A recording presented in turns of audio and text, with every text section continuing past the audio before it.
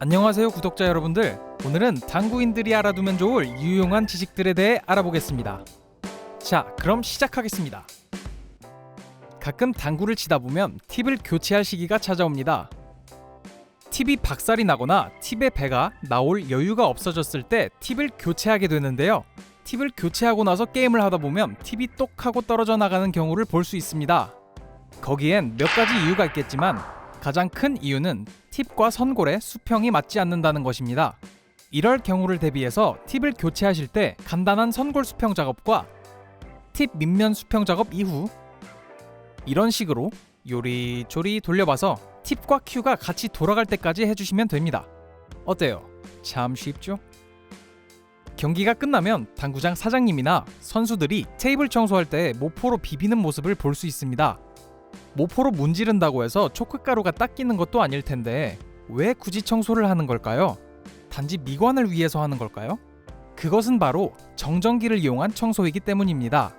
커다란 모포로 크게 움직여 정전기를 최대화시키고 천의 올들이 상하지 않도록 살살 문질러서 정전기를 이용해 미세한 초크가루들을 청소하는 것입니다.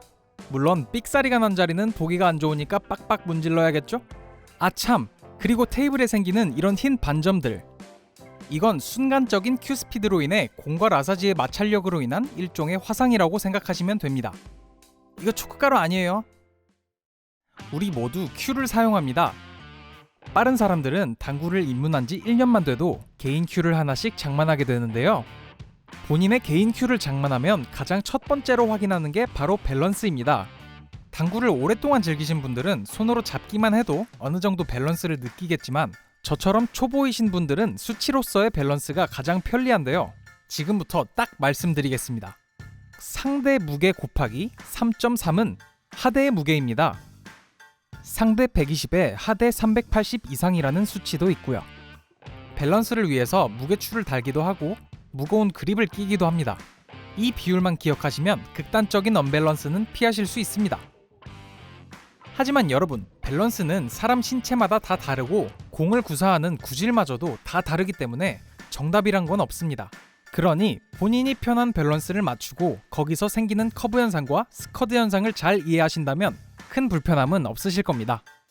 여러 당구장을 다니다 보면 이 당구장은 공이 쭉쭉 길게 나오는데 저 당구장은 짧게 나오고 또 다른 당구장은 공이 미끄러지고 또 저기 있는 당구장은 처음과 끝이 다르고 그렇게 여러 가지 스타일이 있습니다. 과거에는 미끄러운 테이블이 유행이었는데 근래에는 또 뻑뻑한 테이블이 유행이었고 유행과 지역 모두 다 따르게 되는 이 테이블과 공의 유분기는 어떤 관계성이 있을까요? 우리가 새로운 라사지로 교체한 당구장에 가보면 너무 미끄러워서 도저히 못 치겠는 경우가 많죠. 항상 새 테이블에서 경기를 하는 선수들이 경이롭게 느껴질 때도 있는데 새 라사지는 유분기로 가득합니다. 시간으로는 6개월, 게임 수로는 1000게임 동안은 유분기가 미세하게나마 남아있다고 알려져 있는데요. 당구장마다 다 다르겠지만 일반적으로 생각하는 테이블 관리의 가장 이상적인 모습이라고 말하는 상태는 바로 라사지 교체 후 일주일이 지난 시점입니다. 공은 유분기가 하나도 없음에도 테이블이 길게 쭉쭉 나오죠. 딱 이때 컨디션을 유지하기 위해서 공에 유분기를 추가하고는 합니다. 그리고 시간이 흘러 테이블의 유분기가 많이 사라졌을 때 공이 처음과 끝이 다르다라는 느낌이 든다면 공의 유분기에만 너무 의존을 하기 때문입니다. 공은 테이블의 유분기와는 다르게 1시간만 돼도 유분기가 사라지기 마련입니다. 그래서 되도록 공은 적당한 유분기만 유지시키고 오히려 테이블의 유분기를 첨가하시는 게 좋습니다. 하지만 이 역시 당구장마다 다르고 지역마다 또 시대마다 전부 다릅니다. 어느 무엇이 정답이라고 말할 순 없지만 사장님들께서 손님들의 제 실력 발휘를 위해 최소한의 노력은 필요하시겠죠? 새로운 라사지에서 경기를 하다 보면 공에 테이블들의 올들이 묻어나오는 경우가 많습니다. 여기서 두 가지의 엇갈린 의견들이 있는데요. 하나는 올을 뻣뻣하게 유지해야 한다는 입장과 또 하나는 올들을 눕혀야 한다는 입장입니다. 올을 유지해야 한다는 입장의 의견은 이렇습니다. 테이블에 있는 그 미세한 홀들이 에어하키에 있는 바람이랑 똑같은 역할을 하는 거예요. 에어하키로 치면은 바닥에서 바람이 막 나오죠. 바로 그게 에어하키에서 볼이랑 바닥이랑 마찰력을 최대한 줄여주게 된다 이 말이에요. 당구도 마찬가지로 올드를 이용해가지고 당구공이랑 테이블 표면이랑 마찰력을 최소화시켜 줬을 때 그때 이제 공이 쭉쭉 잘 구르게 되는 거거든요 라는 의견이 있습니다.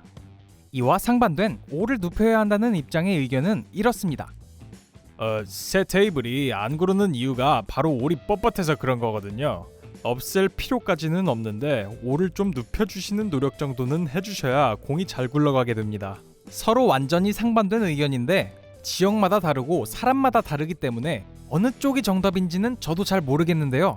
여러분들의 생각은 어떠신가요? 쿠션 높이에 대해선 중요할 것 같은데 알 수 있는 정보가 많지가 않았죠. 사실 전국의 당구장 사장님들께선 쿠션 높이도 주문을 하십니다. 쿠션 높이는 공의 일반적인 규격 61.5mm의 60%에 해당하는 36.9mm라고 합니다. 보통 쿠션 높이가 60%에서 어긋날수록 공의 각도가 제각에서 멀어진다고 하지만 외제 테이블 B사가 38mm로 출시된 적이 있는 것으로 미뤄보아 오차범위 플러스 마이너스 2% 정도로는 엄청 큰 차이까지는 없는 것으로 보입니다만 반사각과 구름의 거리 그리고 리버스 엔드의 각이 달라질 수가 있습니다.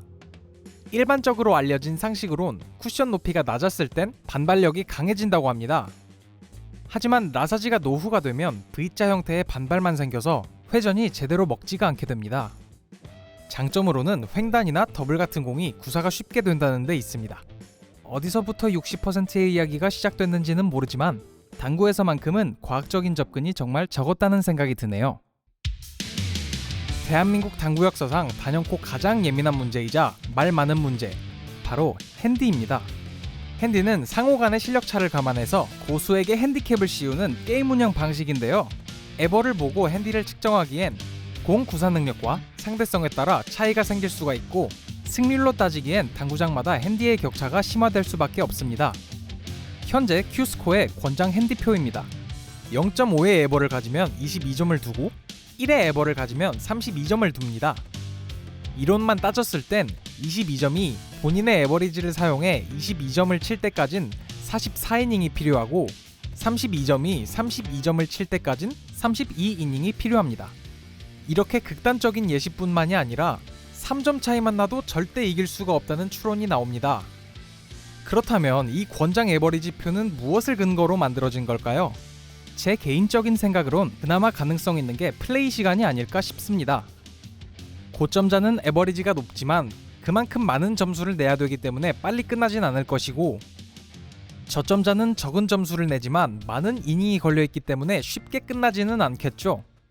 하지만 대한민국 당구는 속칭 몰빵 당구이죠. 승패의 결과가 당장 본인의 지갑을 가볍게 할 수가 있기 때문에 의도적으로 핸디를 안 올리는 사람도 있고 어떤 한 지역이 혹은 특정 구장만 유독 핸디가 낮게 측정될 수도 있습니다. 이에 대해 전국 여러 당구장들은 저마다 해결책을 제시하게 되는데요. 처음 오신 일반 손님들께 최소 2게임의 게임비를 의무적으로 내게 하거나 스코어보드의 아이디를 통해 에버리지 인증, 아니면 당구장 사장님들이 먼저 게임을 하고 핸디를 측정해 줄 때도 있습니다. 5대5의 게임비를 부담하면 고점자 입장에선 아니 내가 근 10년 동안 당구비를 얼마나 냈는데 이제 와서 5대5라니 억울하다 라고 할 수 있는 부분이고, 그렇다고 핸디를 아예 없애버리면 3쿠션의 진입 장벽이 너무나 높아질 수밖에 없는 현실입니다. 말도 많고 탈도 많은 객관적이지만 가장 주관적으로 결정되는 핸디. 당구 선배님들은 어떤 생각이신가요? 댓글창에 여러분들의 생각을 적어주세요.